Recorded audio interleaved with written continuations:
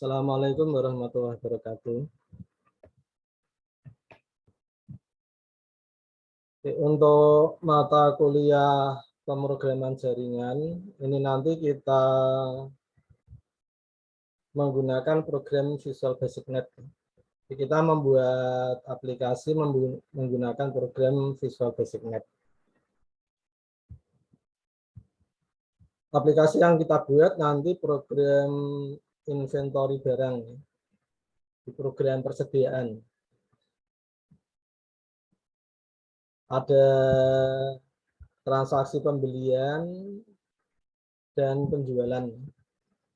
Transaksi pembelian nanti akan menambah stok barang, sedangkan penjualan mengurangi stok barang.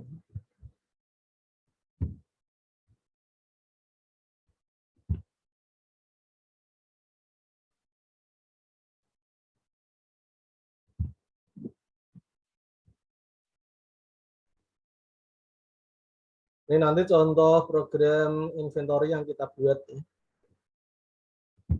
Untuk data masternya ada data barang. Data barang. Isinya kode barang. Terus nama barang, harga beli, harga jual, dan jumlah awal.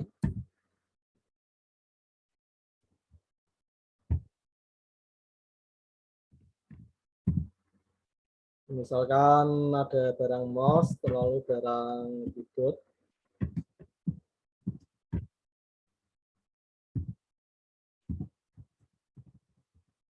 Harga belinya 45.000, penjualnya 50.000.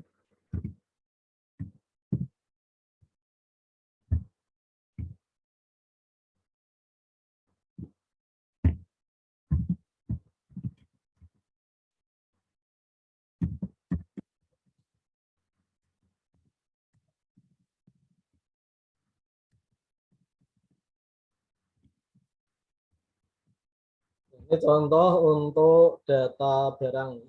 Data barangnya. Setelah mengisi data barang, berikutnya kita isikan data master, data supplier. Data supplier ini untuk transaksi pembelian. Kita membeli barang dari supplier mana.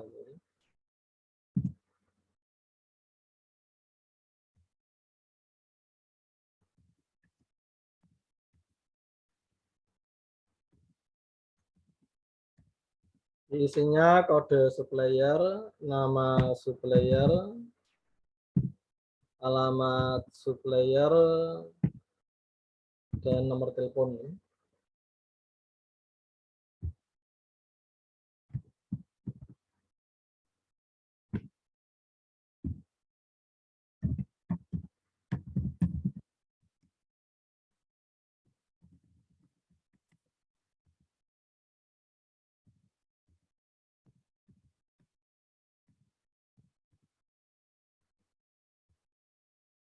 Nah, setelah kita mengisikan data barang dan data supplier, nanti kita bisa melakukan transaksi pembelian. Kita membeli barang apa dari supplier mana.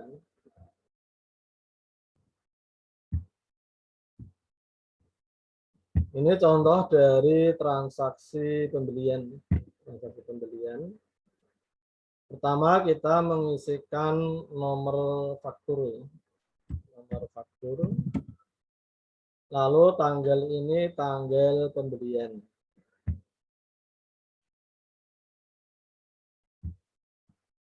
Kode supplier ini berupa kombibuk. Nanti isinya kode dan nama supplier yang telah kita input di tabel supplier.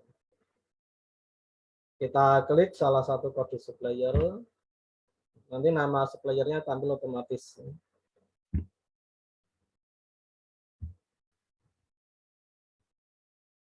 Lalu berikutnya di bawah ini ada pembubuk kode barang. Ini isinya kode barang dan nama barang. Ini kalau kita klik salah satu kode, nama barang dan harganya nanti tampil otomatis. Misalkan MOU 001. Ini tampil otomatis. Ini diambil dari data barang yang telah kita input di tabel barang. Nama dan harga akan tampil otomatis. Lalu kursor akan langsung ke jumlah. Ini jumlah yang dibeli. Misalkan kita membeli sebanyak 15. Ini yang total ini juga tampil otomatis dari harga beli dikalikan jumlah. Kalau jumlahnya kita rubah, totalnya ini otomatis berubah. Tombol tambah ini untuk menambah barang yang telah kita pilih ini, barang yang telah kita pilih untuk dibeli, akan ditambahkan ke sini. Ini seperti keranjang barang. Tambah. Satu nomor faktur ini bisa terdiri lebih dari satu item barang. Misalkan faktur nomor 1 SK001 ini ada mouse dan keyboard. Kita membeli mouse dan keyboard.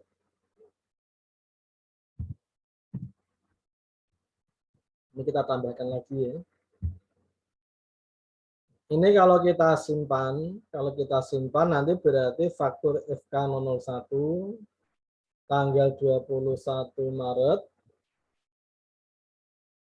ada transaksi pembelian dari kode supplier SP002 Kingcom ini. Item barangnya mouse sebanyak 15 dan keyboard sebanyak 10. Kita simpan ya. Setelah disimpan, formnya dikosongkan kembali. Kita bisa mengisi faktur yang baru. Kalau nomor 2, misalkan ini transaksinya tanggal 23 dari Jayakom. Kita membeli keyboard sebanyak 12. Lalu membeli monitor sebanyak 5. Kita tambahkan. Membeli mouse sebanyak 20. Kita tambahkan. Ini kalau kita simpan, nanti berarti faktur FK002 tanggal 23 Maret ada transaksi pembelian dari kode supplier SP01 Jayakom sebanyak 3 item barang. Keyboard sebanyak 12, monitor sebanyak 5, dan mouse sebanyak 20.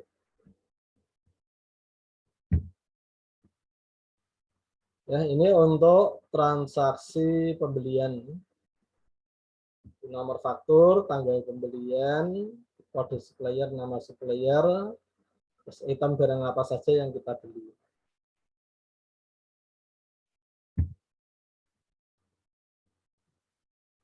Data master berikutnya data customer. Data customer ini nanti untuk transaksi penjualan. Kita menjual barang kepada customer siapa. Isinya yang pertama kode customer. Isinya kode customer, lalu nama customer, dan nomor telepon.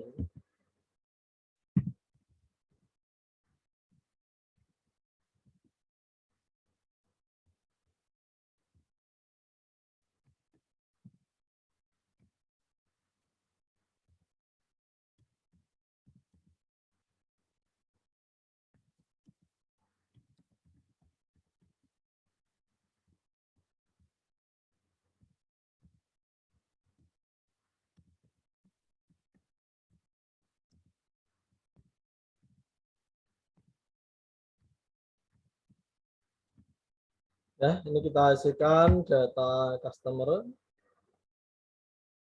Kalau kita sudah punya data barang dan data customer, kita bisa melakukan transaksi penjualan.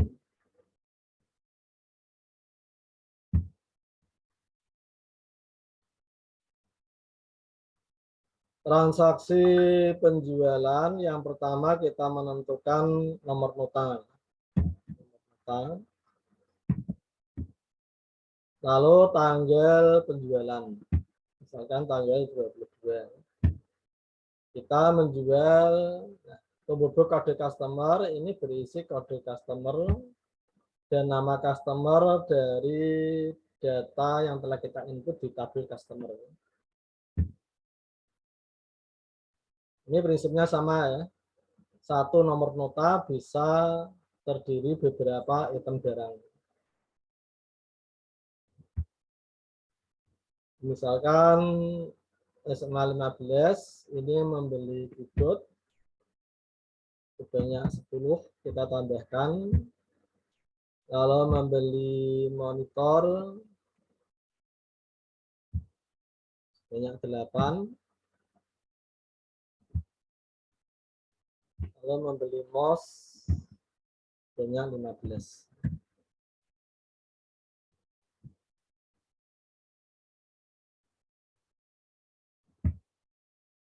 Kita simpan ya. Nanti ini bisa kita lihat di sini. Di NT01 tanggal 22 Maret ada penjualan kepada customer CS01. Item barangnya keyboard sebanyak 10, monitor sebanyak 8, dan mouse sebanyak 15. Kita coba nota yang kedua. Nota yang kedua, NT nomor 2, tanggal 23. Kita menjual kepada customer SMP 34.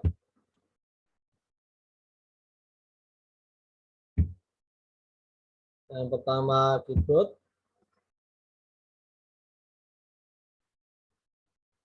Kita jual sebanyak 10. Lalu kita menjual mouse sebanyak 15.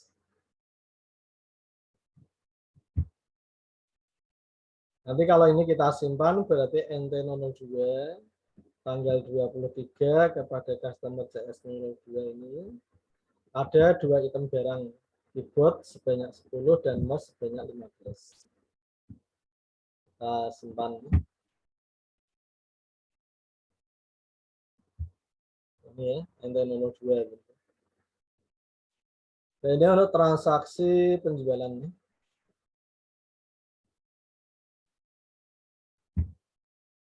Dari transaksi penjualan, pembelian, dan penjualan, kalau ini sudah ada datanya, hasilnya bisa kita lihat di data barang.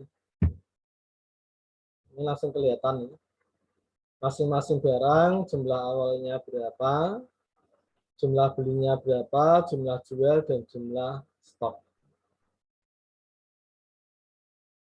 Jumlah stok ini dari jumlah awal ditambah jumlah beli dikurangi jumlah jual.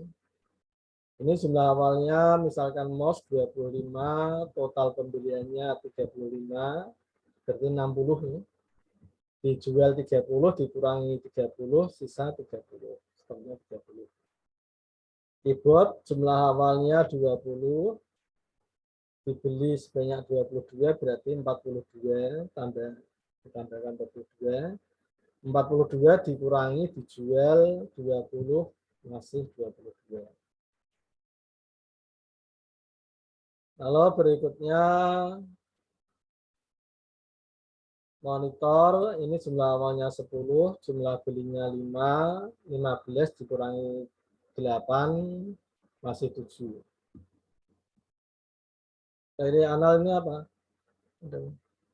Oke, nanti kalau ada pertanyaan nanti di chat dulu ya. Anda ketik di pada chat ini dulu.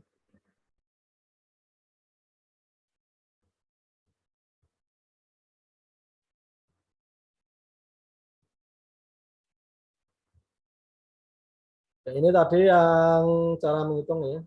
Nah, kalau kita ingin tahu jumlah jual MOS 30 ini dari mana, kita lihat di transaksi penjualan yang MOS. MOS ini sudah dijual yang pertama sebanyak 15, yang kedua sebanyak 15. 15 tambah 15, totalnya penjualannya 30.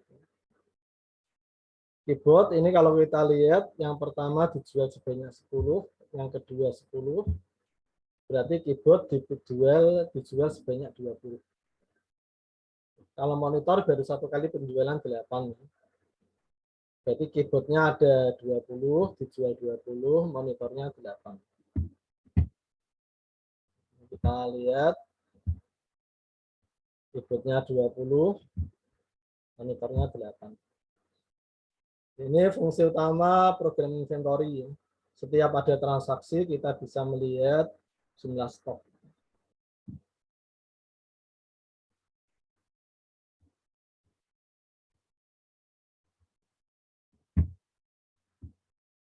Nanti untuk cetaknya yang pertama ada cetak data barang.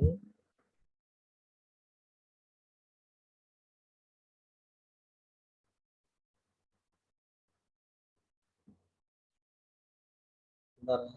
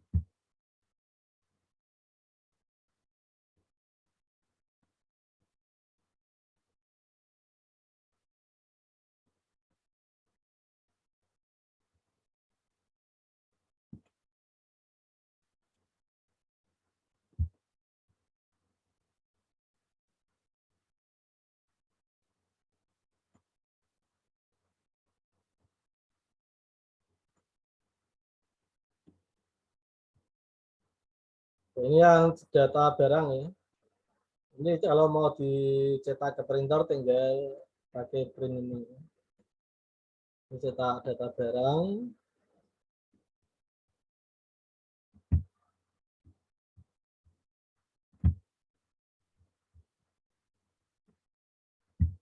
Kalau berikutnya ada cetak supplier ya.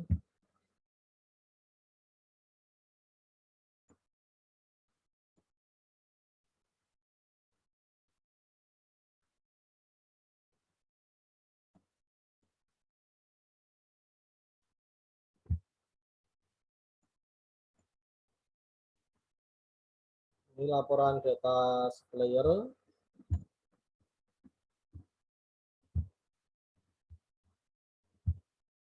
Kalau cetak data customer.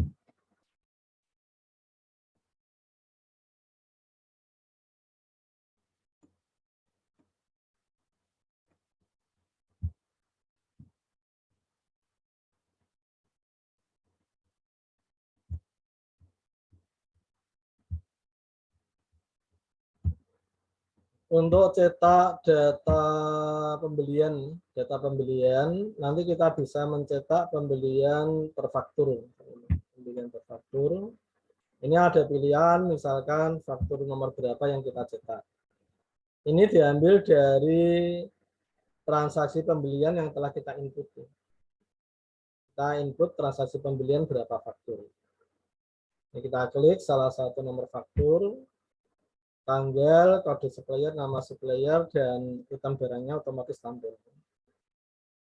Ini kalau mau kita cetak, kita klik tombol preview.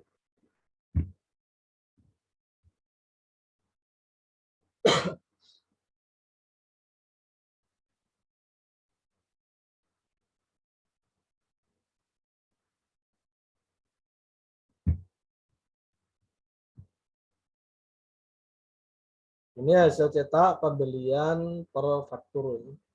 Pembelian per faktur.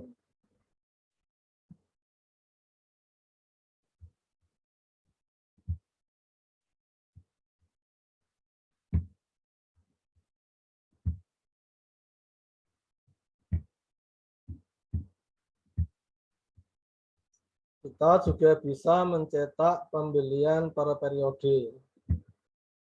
Per periode ini mulai tanggal berapa? Tanggalnya ini juga diambil dari tanggal transaksi pembelian yang telah kita input. Misalkan dari tanggal 21 sampai tanggal 21. Ini berarti 1 hari. Ini datanya. Ini kalau kita cetak, kita preview.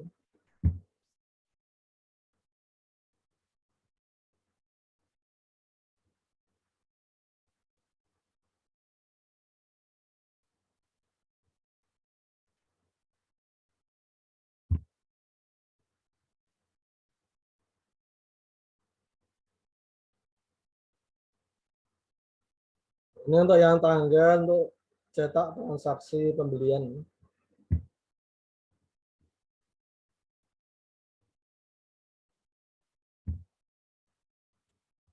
Untuk transaksi penjualan, cetaknya per nota, penjualan per nota. Kita tentukan nomor nota, tanggal, kode customer-nya ini otomatis. Kita preview untuk mencetak.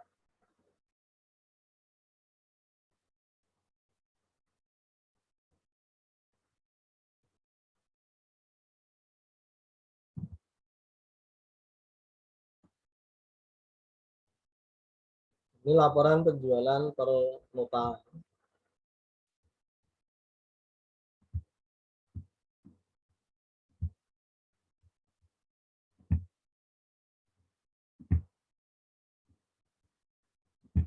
Yang terakhir laporan cetak penjualan per periode. Per periode. Ini kita misalkan ingin kita mencetak mulai tanggal penjualan mulai tanggal 22 Maret sampai 23 Maret. Nanti yang tampil mulai tanggal 22 sampai tanggal 23.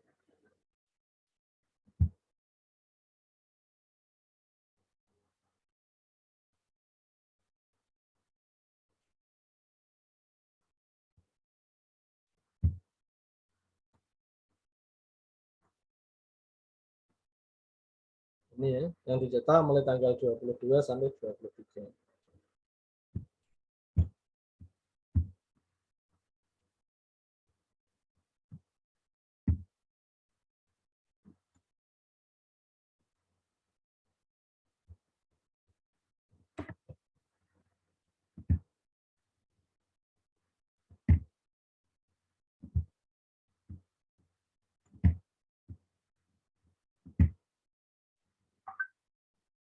Absennya nanti ya, karena ini tidak langsung begitu, nanti absennya. Nanti kalau sudah siap absennya saya umumkan di grup WA. Nanti Anda bisa absen.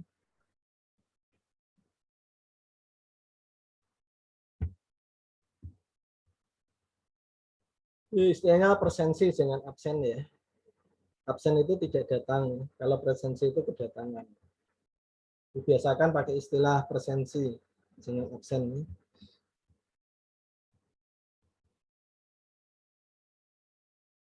Sampai di sini dulu, ada yang Anda tanyakan tentang materi pemrograman jaringan?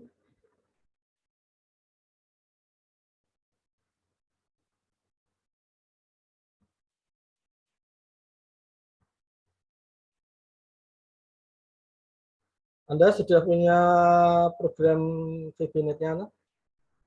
Ada yang belum punya program VB-Net?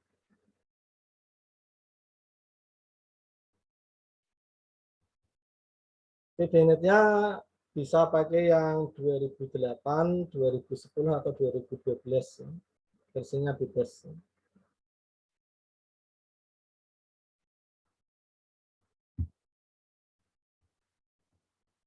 Nanti tentang hak akses ini ya.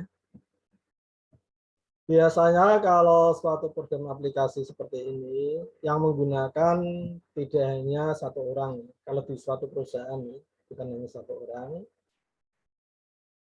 Kalau yang menggunakan siapa saja yang menggunakan nanti bisa kita masukkan ke data pemakai ini ya. Ke data pemakai. Ini misalkan yang menggunakan ada yang jabatannya manajer, ada keuangan, ada administrasi.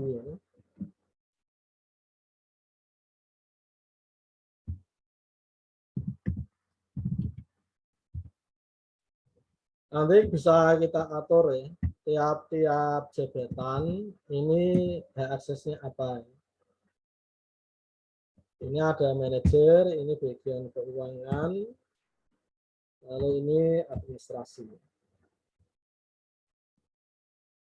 Tiap pemakai nanti ada jabatan dan mempunyai masing-masing password.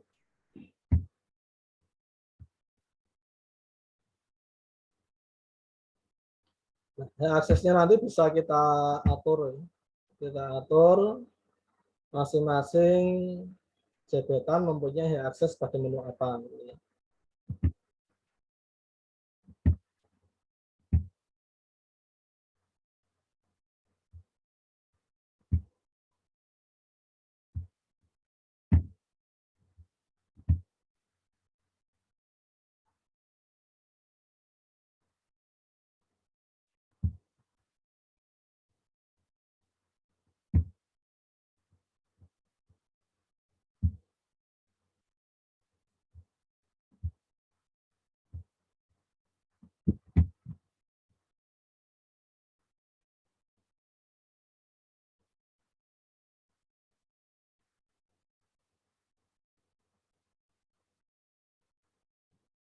Kalau kita sudah mempunyai data pemakai tadi, kita bisa membuat form login pemakai ini, form login pemakai. Nah, misalkan yang login jabatannya manajer ini ya, jabatannya manajer. Nanti kalau login harus mengisi password. Kalau password yang diisikan ini terus klik login. Kalau salah nanti ada pesan password salah.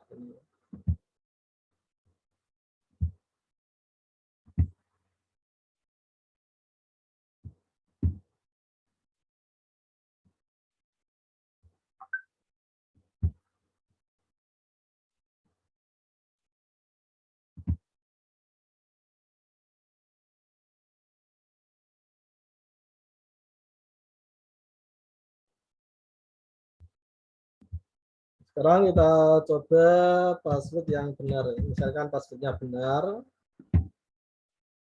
nanti ada ini tampil. Nah ini berarti kalau yang login manager tidak bisa masuk ke master, tidak bisa transaksi, bisanya cetak dan akses ini, mengatur akses. Kita coba kalau yang login jabatannya lain nih. Misalkan yang login jabatannya keuangan. Jabatannya keuangan. Jabatan keuangan ini hanya bisa transaksi, cetak, dan selesai. Tidak bisa master dan akses. Kalau yang jabatannya, yang login jabatannya administrasi. Administrasi ini hanya bisa master, cetak, dan selesai. Ini yang bisa, kalau bisa mengakses ini, bisa hak akses, nanti bisa mengatur hak aksesnya. Hak aksesnya ini hanya bisa diakses oleh manajer. Ini kita misalkan akses sebagai manajer. Nah, manajer ini bisa mengatur hak akses. Misalkan keuangan yang semula tidak bisa merubah, tidak bisa mengakses master, supaya keuangan ini bisa mengakses master, ini kita aktifkan. Kita klik. Nanti berarti kalau keuangan login, dia bisa mengakses menu master, transaksi, dan cetak. Kita coba ya. Ini keuangan. Keuangan semula tadi tidak bisa mengakses master. Sekarang bisa mengakses master.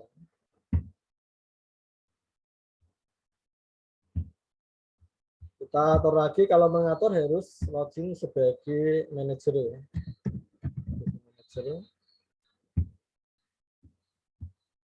Kita atur aksesnya. Misalkan administrasi tadi bisa master, bisa transaksi.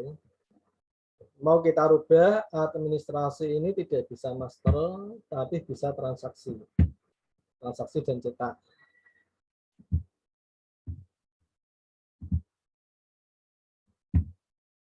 Nanti berarti kalau administrasi login, ini bisa transaksi, tapi tidak bisa master.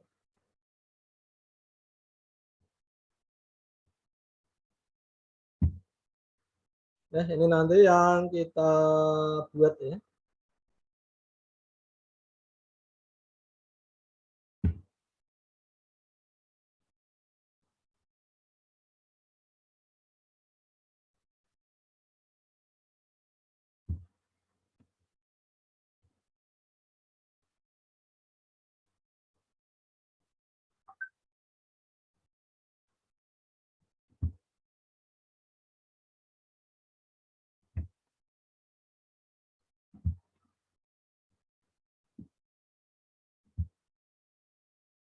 Ya, silakan kalau ada yang Anda tanyakan. Ini.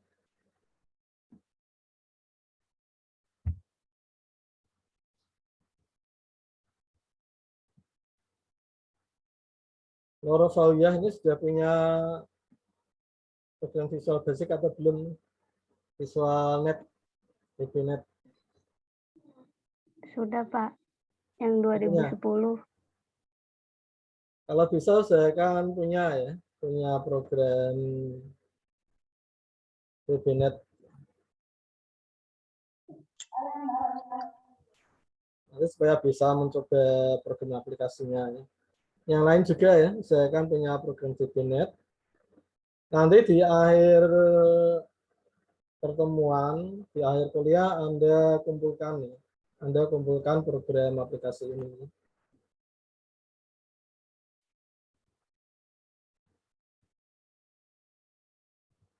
Kalau yang tidak punya laptop atau tidak punya program VBNet, coba ke warnet ya. Ke warnet, Anda kalau belum ada program VB-nya, Anda minta tolong diinstalkan. Gitu.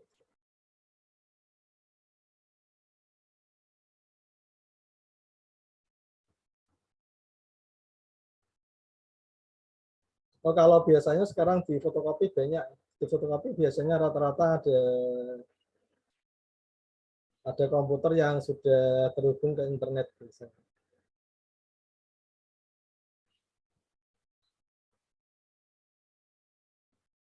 Tidak ada pertanyaan ini untuk pertemuan kali ini. Pak, itu mau tanya Pak, itu Ya. versinya yang berapa Pak? VBNet-nya bisa pakai VBNet yang 2008 atau 2010.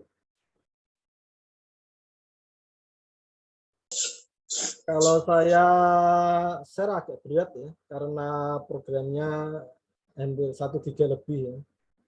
Anda kalau mau install, kalau ya sebaiknya langsung itu aja dari warnet.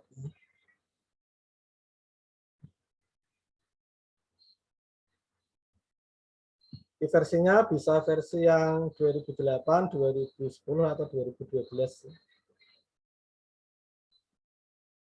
Untuk presensinya nanti ya, ini nanti saya upload dulu ke YouTube, nanti baru bisa presensi. Kira-kira sebelum jam 10 nanti saya umumkan di WA.